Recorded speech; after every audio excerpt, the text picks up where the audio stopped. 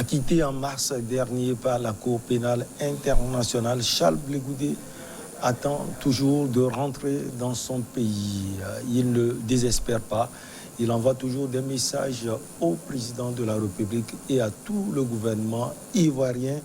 Quelle formalité reste encore à Charles Blé Goudé pour pouvoir rentrer dans son pays et la Côte d'Ivoire? Kosigan Akoité, entre-temps, s'est fait rejoindre par Adam Adjronou, directeur de publication de Vision d'Afrique. Adam, bonjour. Bonjour Michel Takba, bonjour auditrices, téléspectatrices et téléspectateurs de New World TV. Allez, la question vous revient. Président de Alliance Jeunesse et Développement, Kosigan Akoité. Charles Blé Goudé, depuis son incarcération à La Haye, et suivi de sa libération, adopte des comportements plus ou moins sages, très sages d'abord, très sages, très cultivés. Et puis, il adopte sur des tempéraments de quelqu'un de très patient et qui voue une reconnaissance au pouvoir d'Abidjan. Donc, entre griffes, il reconnaît la légitimité du pouvoir de Ouattara et demande à ce que ce même pouvoir puisse lui permettre de rentrer au pays.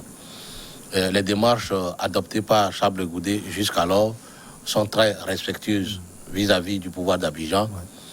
Et je pense que le pouvoir d'Abidjan lui fera grâce et acceptera qu'il rentre au pays.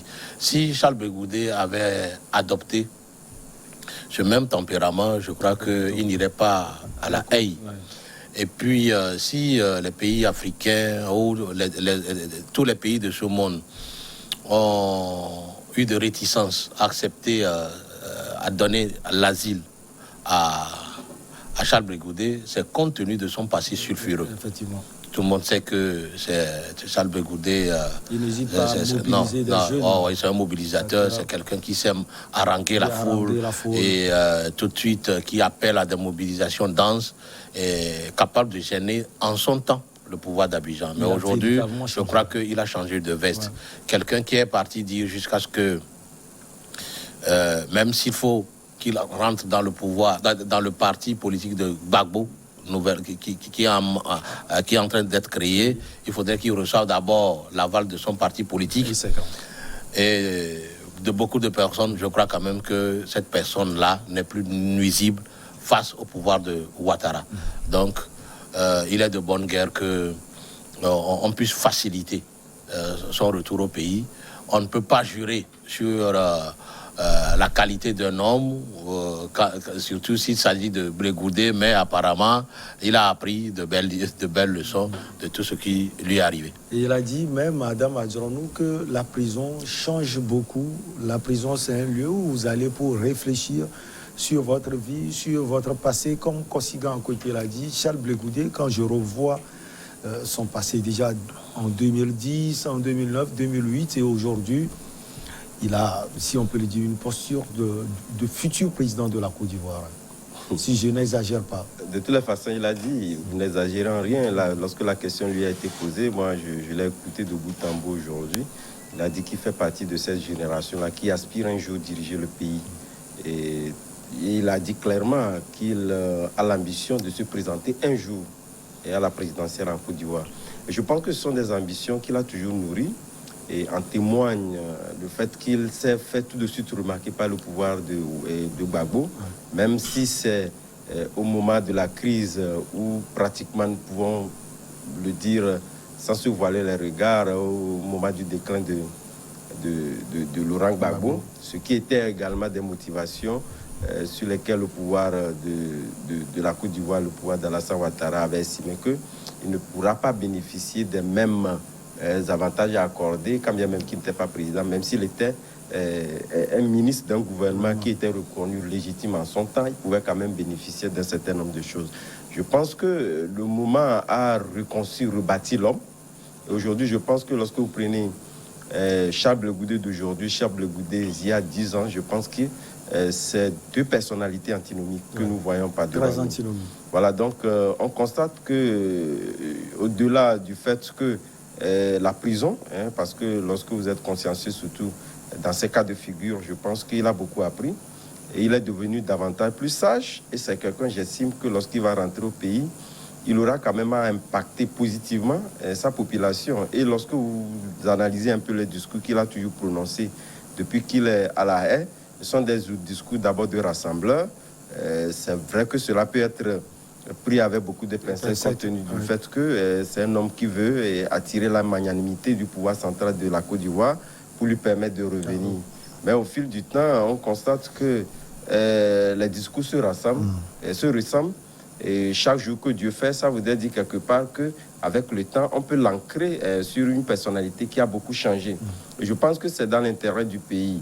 C'est vrai qu'il est très difficile de pouvoir analyser la popularité que peut prévaloir avoir Charles Blé Goudé aujourd'hui, qui a de 10 ans. Mais au même moment, je pense que s'il est arrivé de loin à pouvoir toujours rassembler des personnalités derrière lui, des gens qui se réclament de son mouvement, le COJEP, je crois. Je crois que ça voudrait dire quelque part qu'il y a toujours cette proportion de la population ivoirienne qui lui reconnaît quelque chose. Et je pense que ce quelque chose-là, Laurent Gbagbo a intérêt à pouvoir véritablement puiser dans ce quelque chose-là pour la simple et bonne raison qu'il est déjà dans une poursuite de pouvoir peut-être recréer, ou sinon recréer un parti politique. On entend également des fuites liées au fait que c'est un parti politique qui veut aujourd'hui se rebâtir sans tenir compte d'un certain nombre de personnes qu'on veut véritablement faire écarter pour propulser un parti politique qui tient dans le temps. Et pour éviter peut-être des déboires qu'il a connus avec Afin Guessan, pour éviter que les gens soient véritablement des gens qui soient d'abord très ancrés dans ce parti politique, très loyal. Je pense que cette poursuite-là ressemble davantage à Charles Blé Goudé qui n'hésite pas à l'incarner. Mais au même moment, j'ai senti véritablement également une certaine humilité à l'égard d'Alassane Ouattara, parce que vous savez, lors de la crise, avant de prendre la tangente, on peut peut-être mettre cela à l'actif du fait qu'il y avait, disons, cette corde-là qui se tirait en deux positions données. Mais aujourd'hui, il ne peut que reconnaître que la légitimité et surtout reconnaître en Alassane Ouattara, disons, le président qui a plus ou moins permis à ce que la Côte d'Ivoire puisse être au niveau qu'il soit actuellement. Surtout sur le plan économique. Et au même moment, je pense que il n'y a pas que ceux qui étaient envoyés à La Haye ou ceux qui sont incarcérés qui ont beaucoup changé. Nous allons aussi le constater au niveau d'Alassane Ouattara qu'il a beaucoup changé. Sinon, au regard de l'attitude que Gbagbo a affichée dès son retour, il n'a plus le temps. Il était très méfiant sur des propos et en allant à magnanimier le président Alassane Ouattara, mais on l'a vu que il a pris le devant de la scène et c'était lui la toute première personne à l'appeler. Même si ces ministres sont sortis à un moment donné. Tout à fait, non, des fois il y a aussi le zèle, parce que lorsque vous militez dans un parti politique, vous n'attendez pas forcément les ordres du mentor pour véritablement prendre position. Et là, on peut le mettre à l'actif du zèle, comme partout ailleurs. Ce zèle a toujours existé. Mais la personnalité d'Alassane Ouattara a imprimé une marque qu'on peut lui reconnaître avec le temps. Et aujourd'hui, je pense que toute analyse faite, tout le monde sait qu'il a pris le pas sur Laurent Gbagbo, qui pouvait normalement en son temps pouvoir peut-être camper sur cette mobilisation-là. Puisque aujourd'hui, je pense que ceux qui disent que Laurent Gbagbo n'a plus cette popularité qu'il avait en son temps lorsqu'il était à La Haye, avec ce qui commence par dessiner aujourd'hui, puisque arrivé. Il s'est d'abord dissocié avec sa femme Simone Gbagbo. Voilà, bon nombre d'Ivoiriens n'ont pas apprécié. Et d'abord son attitude à l'égard d'Afin Guessan également, beaucoup ne l'ont pas apprécié. Et puis dans ses discours, il n'a jamais prononcé le nom de Charles Blé Goudé. Tout à fait. Donc tout ça là nous a démontré un autre visage de Laurent Gbagbo qui était adulé en son temps et qui, à mon humble avis, a perdu beaucoup de plumes au regard de cette démarche qu'il a pu donc mener jusqu'au jour d'aujourd'hui. À Kosiga, Charles Blé Goudé attend toujours son passeport. Il a été enrôlé le 16 juillet écoulé. Ça fait plus d'un mois. Oui, j'aimerais, avant de répondre sur votre question, je voudrais attirer l'attention sur peut-être le plan de retour dressé par le pouvoir d'Abidjan. C'est d'abord prendre le président Laurent Gbagbo. Parce que vous savez, c'est deux personnalités qui ont de mythes et qui ont beaucoup de militants. si nous nous en tenons à leur passé, il serait difficile au pouvoir d'Abidjan de gérer le retour de ces deux personnalités simultanément en même moment. Voilà, avec tout ce qu'il a, continué par engendrer jusqu'alors. Voilà.